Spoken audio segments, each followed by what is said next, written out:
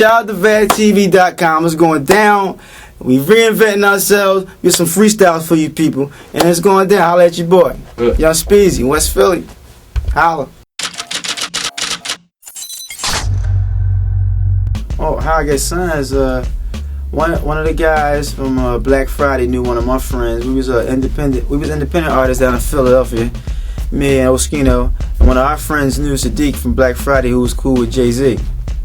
Jay-Z was looking for new talent, so we rapped for Sadiq, and Sadiq took us up to Jay-Z. Jay-Z heard us, and you know he was real excited about the project, so he goes downstairs to go get bring Leo up, telling us what he wanted to do. The rest was history. At that time, whatever Jay said at that time, Leo was ready to go with it. He was, it was a money machine. I got you. Now, and you did the hook. Give it to me. Give it to me. I just want to love you, yep. Take that off. Give it to me. Give me that funk, that sweet, that nasty, that gushy stuff. Don't bullish me. Come on. Give me that funk, that sweet, that nasty, that gushy stuff. Give it to me.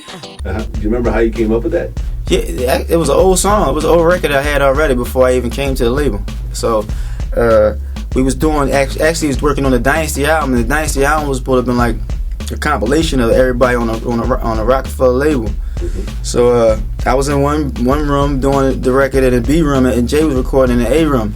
So I think Beans came over, heard what I was doing, and then he go run back, tell Jay come in here, he likes it, he wants to run with it, and he makes a single.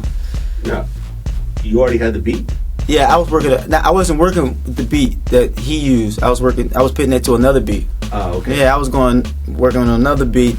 He heard it. He like, whoa. He needed a single, I guess. You know what I'm saying? So he was looking for a single. He heard the hook. He's like, he knew it was out of there. So he's like, oh, I need that. So I'm like, all right. It's big homie. What's you gonna tell him? Nah, get out of here. But I wasn't hip on my business side of things wasn't straight. It was on some family thing, but. You live and you learn. So talk about that, because you're not getting publishing checks from that anymore. No, actually, my publishing company wasn't set up at the time, so I think they knew that. You know what I'm saying? So they took advantage of it. So, but before you know it, the song was done. I do the hook. Next thing you know, we flying to LA. So we talking about the business. I'm trying to figure out. So we talking in the studio actually what we gonna do about it. So he's talking about cutting the check, but it's like my publisher wasn't right, you know what I mean? So he knew that. He knew I had to get back, do my publishing, and but before that happened, he's like, no, we flying to LA, shoot the video. You know what I mean? And in the meanwhile, Sadiq was the head of the Black Friday label. It was a company we were supposed to get distributed through Rock, but they ended up losing the company, and we all went to Rockefeller, and he somehow ended up signing it off. And I don't know how it happened, but I think they got the money. You know what I'm saying? So you live and you learn, no problem. So, but after that time, I had Omillio Sparks Publishing, but, Give It To Me was out of there. We were shooting the video, so I was on the road with them, but they was making the money. How much publishing do you think they made at that time? Hey, man, I think that was the second, it was the second biggest hit of his career. It was Annie, and then I Just Want to Love You. So, the album sold, but what, 3.5 million, 4 million, or something like that? They seen some money, so I'm not sure how much money, but I know it's in the M's.